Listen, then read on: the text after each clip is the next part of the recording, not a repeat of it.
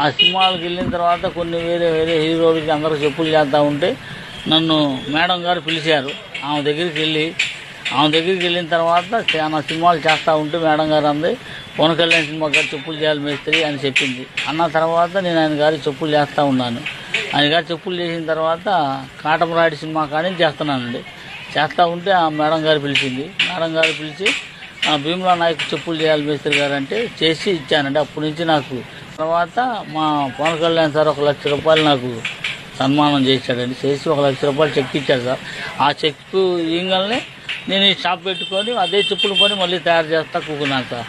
Cinema వాళ్ళకి దగ్గర ఒక 10-15 సంవత్సరాల నుంచి చేస్తున్నానండి. సుమారు ఒక 20 సినిమాల దాకా చేసి ఉంటాను. చేస్తుంటే మా సార్ పిలిచి మాకు 1 లక్ష రూపాయలు చెక్ ఇచ్చాడు. ఆ 1 లక్ష రూపాయలు చెక్ షాప్ పెట్టుకొని అదే చెప్పులు పని చేస్తూ ఉంటాను. అర్హత ఏమల్ల సినిమా చేశానండి. సాహో సినిమా చేశానండి.